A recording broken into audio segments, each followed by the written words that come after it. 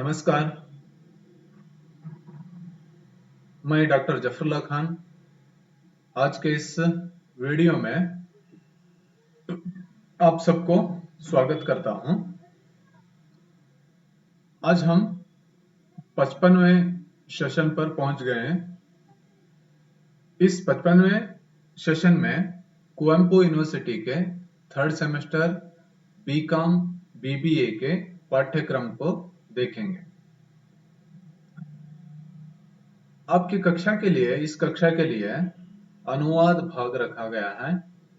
इस अनुवाद भाग में हम देख रहे थे प्रायोगिक अनुवाद। प्रायोगिक अनुवाद ये दो तरह से पूछे जाते हैं। एक हिंदी में अनुवाद कीजिए और दूसरा कन्नड़ या अंग्रेजी में अनुवाद कीजिए। आज के इस वीडियो में हम देखेंगे कि कन्नड़ से हिंदी में अनुवाद कीजिए। ठीक है, कन्नड़ से हिंदी में अनुवाद कीजिए, ये भाग देखेंगे। और इसमें प्रश्न इस तरह रहता है, निम्न परिच्छेद को हिंदी में अनुवाद कीजिए, 10 अंक, ऐसे प्रश्न पूछा जाता है। निम्नलिखित परिच्छेद को हिंदी में अनुवाद कीजिए। अब देखेंगे हिंदी में अनुवाद किस तरह किया जाता है और उससे पहले किस तरह कन्नड़ा में या अंग्रेजी में दिया जाता है। पहले कन्नड़ा में जो दिया है उसे पढ़ लेंगे। वो ऐसे है, ಕೃಷ್ಣಾ ನದಿಯ ತೀರದಲ್ಲಿ ಒಬ್ಬ ರೈತನು ವಾಸಿಸುತ್ತಿದ್ದನು. ಅವನ ಮನೆಯ ಹತ್ತಿರದಲ್ಲಿ 3 ಎಕರೆ ಜಮೀನು ಇತ್ತು. ಅವನು ಜೀವನಾಂಶಕ್ಕೆ ಈ ಭೂಮಿಯನ್ನು ಅವಲಂಬಿಸಿದ್ದನು. ಒಂದು ದಿನ ಭೂಮಿಯನ್ನು ಉಳುತ್ತಿದ್ದನು. ಆಗ ಅವನಿಗೆ ಹೊಳೆಯುವ ವಜ್ರ ಸಿಕ್ಕಿತು. ಅದು ಬಹಳ ಆಕರ್ಷವಾಗಿತ್ತು. इस तरह आरंभ में दिया जाता है। ಕೃಷ್ಣಾ ನದಿಯ ತೀರದಲ್ಲಿ ಒಬ್ಬ ರೈತನು ವಾಸಿಸುತ್ತಿದ್ದನು. ಅವನ ಮನೆಯ ಹತ್ತಿರದಲ್ಲಿ 3 ಎಕರೆ ಜಮೀನು ಇತ್ತು. ಅವನು ಜೀವನಾಂಶಕ್ಕೆ ಈ ಜಮೀನನ್ನು ಅವಲಂಬಿಸಿದ್ದನು. ಒಂದು ದಿನ ಭೂಮಿಯನ್ನು ಉಳುತ್ತಿದ್ದನು. ಆಗ ಅವನಿಗೆ ಹೊಳೆಯುವ ವಜ್ರ ಸಿಕ್ಕಿತು. ಅದು ಬಹಳ ಆಕರ್ಷಕವಾಗಿತ್ತು. इस तरह जो पैराग्राफ दिया गया है कन्नड़ा में, उसे अंग्रेजी में कैसे देते हैं देखेंगे। उसे अंग्रेजी में ऐसे बताया जाता है, once upon a time there was a farmer living on the bank of the river Krishna. ऐसे once upon a time there was a farmer living on the bank of the river Krishna. Close to his house he had 3 acres of land. He depended for his living on this land. One day he was ploughing his land. He noticed a bright diamond. It was very attractive. Okay, ऐसे दिया जाता है। अंग्रेजी में क्या दिया गया है, once upon a time there was a farmer living on the bank of the river Krishna. Close to his house he had 3 acres of land. He depended for his living on this land. One day he was ploughing his land. He noticed a bright diamond. It was very attractive. ऐसे दिया जाता है अंग्रेजी में। तो अब हम इन दोनों को पहले ठीक से पढ़ लिया।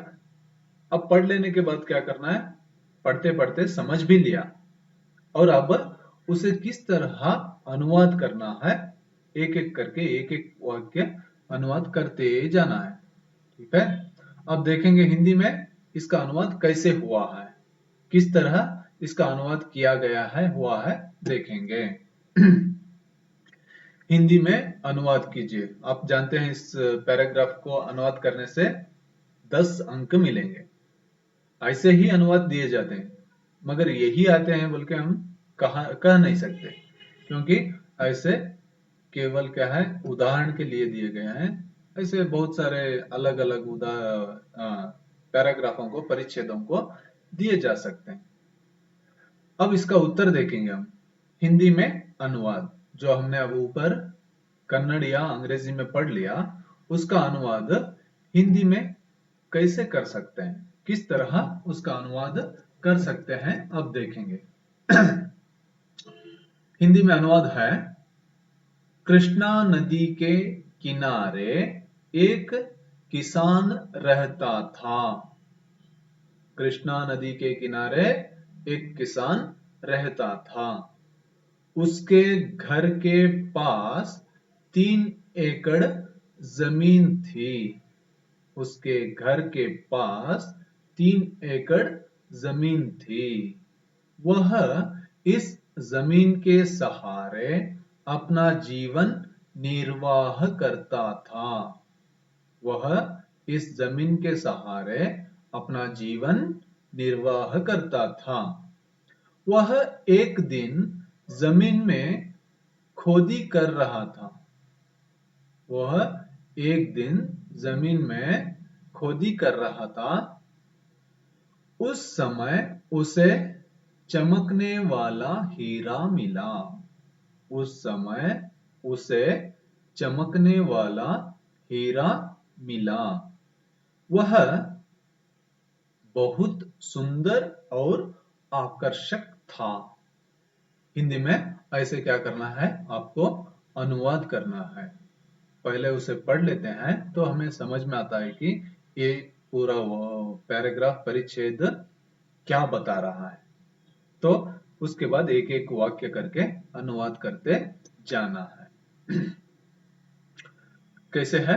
कृष्णा नदी के किनारे एक किसान रहता था। उसके घर के पास 3 एकड़ जमीन थी। वह इस जमीन के सहारे अपना जीवन निर्वाह करता था। वह एक दिन जमीन में खोदी कर रहा था। उस समय उसे चमकने वाला हीरा मिला। वह बहुत सुंदर और आकर्षक था। ऐसे अनुवाद करना है, ठीक है। इसी तरह पूछे जाते हैं अलग अलग तरह के अनुवाद। आपको क्या करना है, ऐसे पहले प्रिपेयर कर लेना है, उसके बाद में अनुवाद करना है, ठीक है। नमस्कार।